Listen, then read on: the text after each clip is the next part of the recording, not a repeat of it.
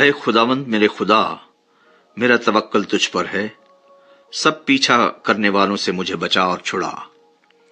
ایسا نہ ہو کہ وہ شیر ببر کی طرح میری جان کو پھاڑے، وہ اسے ٹکڑے ٹکڑے کر دے اور کوئی چھڑانے والا نہ ہو۔ اے خداوند میرے خدا، اگر میں نے یہ کیا ہو، اگر میرے ہاتھوں سے بدی ہوئی ہو، اگر میں نے اپنے میل رکھنے والوں سے بھلائی کے بدلے برائی کی ہو، بلکہ میں نے تو اسے جو ناحق میرا مخالف تھا بچایا ہے، تو دشمن میری جان کا پیچھا کر کے اسے آ پکڑے، بلکہ وہ میری زندگی کو پامال کر کے مٹی میں اور میری عزت کو خاک میں ملا دے۔ اے خداوند اپنے قہر میں اٹھ، میرے مخالفوں کی غضب کے مقابلے میں تو کھڑا ہو جا اور میرے لیے جاگ۔ تو نے انصاف کا حکم تو دے دیا ہے، تیرے چوگرد قوموں کا اجتماع ہو اور تو ان کے اوپر عالم بالا کو لوٹ جا۔ خداوند قوموں کا انصاف کرتا ہے۔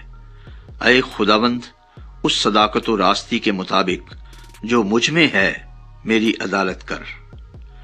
کاش کہ شریروں کی بدی کا خاتمہ ہو جائے، پر صادق کو تو قیام بخش، کیونکہ خدائے صادق دلوں اور گردوں کو جانچتا ہے۔ میری سپر خدا کے ہاتھ میں ہے جو راست دلوں کو بچاتا ہے۔ خدا صادق منصف ہے، بلکہ ایسا خدا جو ہر روز قہر کرتا ہے۔ اگر آدمی باز نہ آئے تو وہ اپنی تلوار تیز کرے گا، اس نے اپنی کمان پر چلہ چڑھا کر اسے تیار کر لیا ہے۔ اس نے اس کے لیے موت کے ہتھیار بھی تیار کیے ہیں، وہ اپنے تیروں کو آتشی بناتا ہے۔ دیکھو اسے بدی کا درد ذہ لگا ہے، بلکہ وہ شرارت سے باردار ہوا اور اس سے جھوٹ پیدا ہوا۔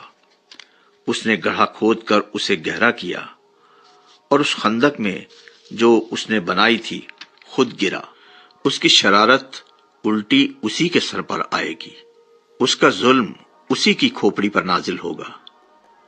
خداوند کی صداقت کے مطابق میں اس کا شکر کروں گا اور خداوند تعالیٰ کے نام کی تعریف گاؤں گا۔